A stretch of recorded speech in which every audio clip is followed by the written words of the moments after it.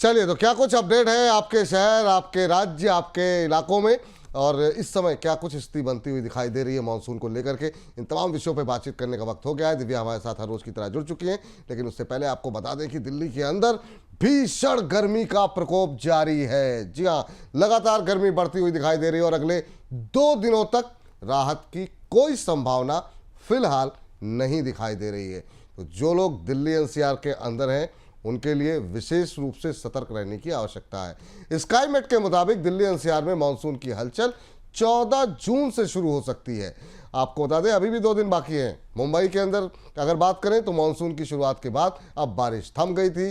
13 से 15 जून से मुंबई में भारी बारिश की वापसी हो सकती है, यानी कि अब 1-2 दिन बाद वहां पर तेज बारिश की संभावना जताई जा रही है। बंगाल की खाड़ी में 2 मानसूनी सिस्टम जो है वो इस समय सक्रिय दिखाई दे रहे हैं, जो कि मुंबई समेत कोंकण क्षेत्र में मध्यम से तेज बारिश लेकर के आएंगे। इसके अलावा आज तमिलनाडु, रायलसीमा और तटीय आंध्र प्रदेश में बरसात की संभावनाएं जताई जा रही हैं। 13 से लेकर के 16 जून के बीच केरल, कोंकण, गोवा और मुंबई, यहां पर मूसलाधार बारिश की संभावना है।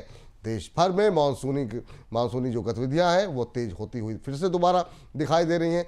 14 जून के मध्य तक और पूर्वी भारत में मानसून के आगे बढ़ने के लिए स्थितियां सही दिखाई दे रही हैं। अभी तक गुजरात की बात करें, बहुत लोग ये शिकायत कर रहे थे गुजरात के बारे में नहीं बता रहे हैं। देखिए, हमेशा अपडेट आपके लिए लेकर के आ गए।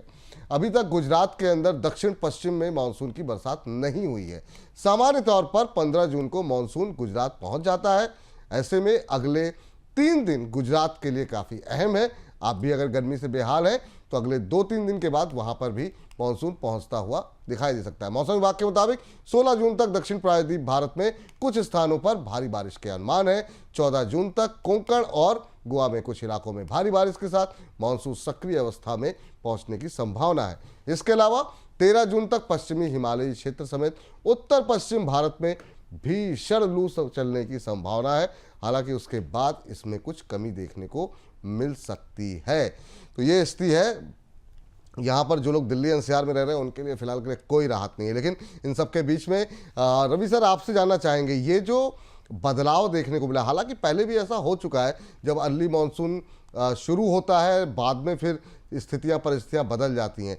इस बदले मानसून की पर कोई टिप्पणी करना चाहेंगे? कैसे देख रहे हैं, क्या इम्पैक्ट पड़ता हुआ दिखाई देगा इससे? जब से जैसे पहले आईएमडी स्काईमेट ने बताया था कि मानसून है वो एडवांस से मीन्स के अगले 15 दिन पहले मानसून पहुंच जाएगा। बट काफी टाइम ऐसा होता है कि मीन्स के pre monsoon activities and monsoon activities में फर्क इतना ज्यादा नहीं होता।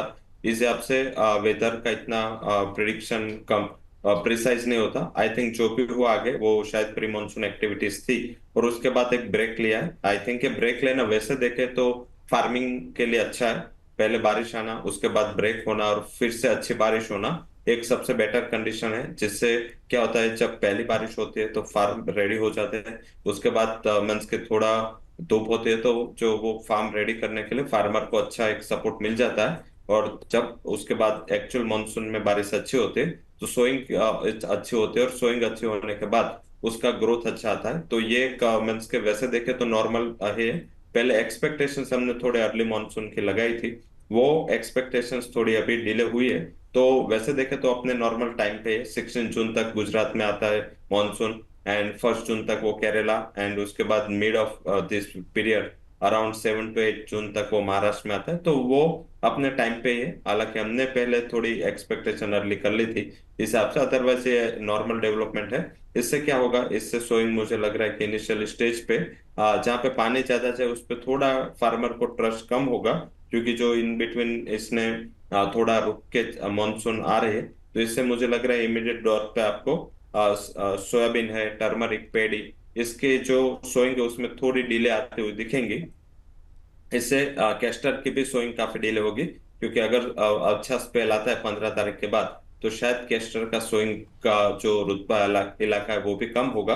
मेरे हिसाब से इस टाइम थोड़ा सोइंग कम ऑयल सीड में भी हो सकता है। जिस हिसाब से प्राइसेस चल रहे हैं, लगातार निराश किया है फार्मर को 2 साल से। तो ऑयल सीड का सोइंग काफी कम होगा इस टाइम। मुझे लग रहा है कि पेडी एंड मीन्स के अदर एग्री जो खरीफ पल्सेस है उसमें डिले होगा। कि एग्री इकोनॉमी के लिए ये साल अच्छा होगा, दोनों farming as well as industry के लिए काफी अच्छा साल होगा। प्राइसेस एक रेंज पे रीजनेबल लेवल पे एमएसपी के करीब ही चल रहा है, तो शायद गवर्नमेंट के ऊपर भी प्रेशर नहीं आएगा। और इंडस्ट्री को भी अगर ये करंट प्राइस पे कमोडिटीज प्रोक्योर करने को मिलते तो जी। मेरे हिसाब से एक अच्छा ही साल मानना चाहिए।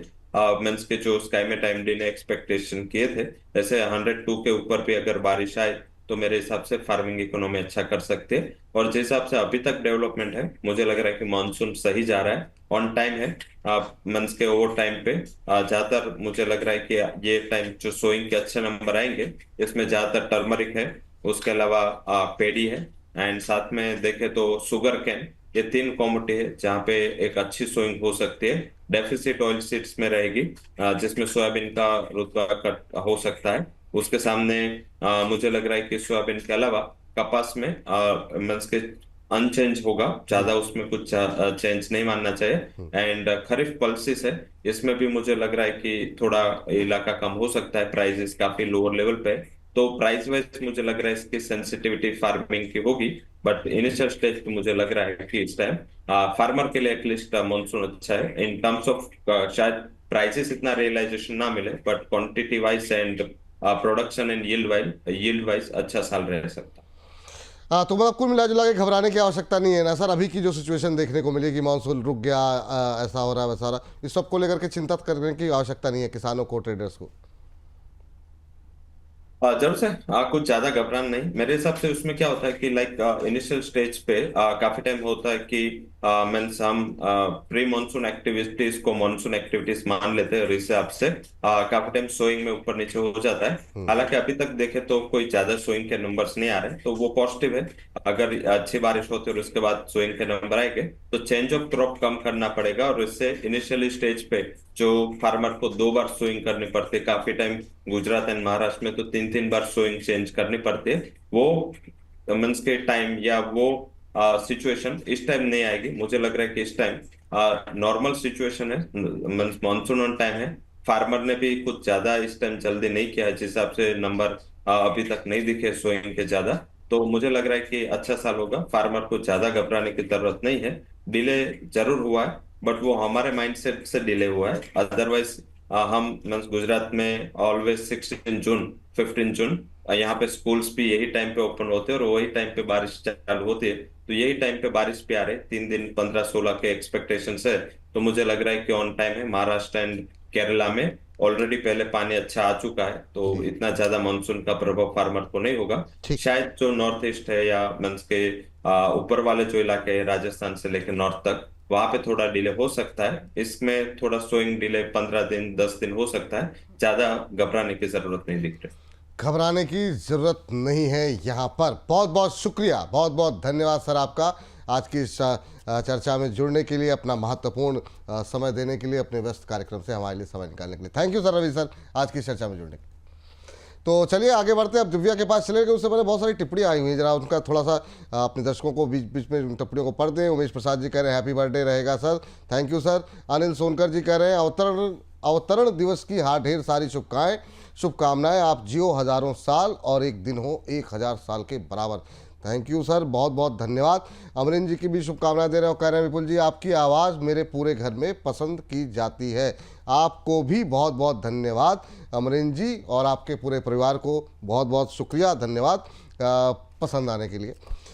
विक्रम ठाकुर जी कह रहे हैं कि हंसी आपकी कोई चुरा ना पाए, हंसी आपकी कोई चुरा ना पाए, आपको कभी कोई रुला ना पाए, खुशियों का दीप ऐसे जले विपुल जी कि जिंदगी में कोई तूफान हो उसे मिटा ना पाए। वाह वाह वाह, बहुत शानदार ठाकुर विक्रम सिंह जी की टिप्पणी है। तो बहुत बहुत धन्यवाद आप सभी लोगों का इतने सारा प्रेम बरसाने के लिए। अरुण पांडे जी भी शुभकामनाएं दे रहे हैं, थैंक यू सर, आप सभी लोगों का बहुत बहुत दिल से धन्यवाद। बहुत सारे नाम छूट गए होंगे, उसके लिए माफ़ी चाहते हैं, लेकिन अब चलते हैं सीधे दिव्या के पास और जानते हैं कि आपके राज्य में हो रही है कब बरसात। दिव्या, दिल्ली के अंदर तो राहत नहीं मिलने वाली, और पिछले 3 दिन से जितनी गर्मी पड़ रही है हालत हो गई है ख़राब, लेकिन अभी भी कहा जा रहा है कि 2-3 दिन जो है और ख़राब रहेंगे। क्या कुछ अपडेट आपके पास? जी सर, ऐसी ही स्थिति दिखाई दे रही है, जैसा कि आपने भी मेंशन किया और सर ने भी मेंशन किया कि मॉनसून थोड़ा सा डिले होता हुआ नजर आ रहा है, जो बहुत तेजी से आगे बढ़ रहा था, यानी कि अर्ली भी आ गया था, चाहे दक्षिण भारत की बात हो या फिर पूर्वी भारत की, अब वो यहीं पर थम गया है। और ये जो इलाका है भारत का उत्तर पश्चिम, ये लगातार हीट वेव की मार को झेलता हुआ नजर आ रहा है। आईएमडी की कई रिपोर्ट सामने आई हैं, डेली रिपोर्ट हम आपके लिए लेकर आते हैं, आज भी लेकर आए हैं। बरसात के स्तर की बात कर लेते हैं, कितनी औसत बरसात दर्ज की गई है आज की तारीख तक, ये भी आपको बता देते हैं। 11 जून तक अगर बात करें तो बरसात 26.4 mm दर्ज की गई है। सामान्य तौर पर ज़्यादा बरसात इस तारीख तक दर्ज की जाती है। 40.1 mm बरसात आमतौर पर इस तारीख तक दर्ज कर ली जाती है भारत में, और बदलाव जो है वो -34% का दिखाई दे रहा है, यानी कि -34% बरसात कम इस बार दर्ज हुई है। अगर आपको यही डेटा हम रीजन वाइज दिखाएं, यानी कि भारत के किस रीजन में किस तरीके से बरसात की कमी इस वक्त दिखाई दे रही है, तो आपको वो भी बताते चलते हैं। चलिए, अगर नॉर्थ ईस्ट और ईस्ट इंडिया की बात करें तो 71.3% जो है बरसात यहाँ पे दर्ज की गई है, mm बरसात दर्ज की गई है। नॉर्मली 93.3 mm बरसात दर्ज कर ली जाती है अब तक, यानी कि 11 जून की तारीख तक। नॉर्थ वेस्ट इंडिया की अगर बात कर लें तो अब तक 12.2 mm बरसात दर्ज की गई है। नॉर्मली ये बरसात ज़्यादा होती है, 16.9 mm दर्ज कर ली जाती है। इसके अलावा सेंट्रल इंडिया की बात करें तो 16.3 mm बरसात अब तक दर्ज की गई है इस साल।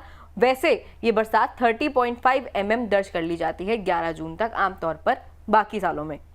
साउथ पेनिनसुला की बात करें, यानी कि जो दक्षिण भारत है, दक्षिण भारत का जो इलाका है, उसमें 29.4 mm बरसात अब तक दर्ज की गई है। वैसे 49.6 mm बरसात, लगभग डबल बरसात अब तक दर्ज कर ली जाती है, यानी कि काफ़ी बड़ा डिफरेंस दिखाई दे रहा है। सारे जो डेटा हैं वो माइनस में नज़र आ रहे हैं, -24%, -28%। उसके बाद कुल मिला के जो डेटा हमने अभी आपको बताया था, कुल मिलाकर -34% कम बरसात अब तक देखी जा रही है।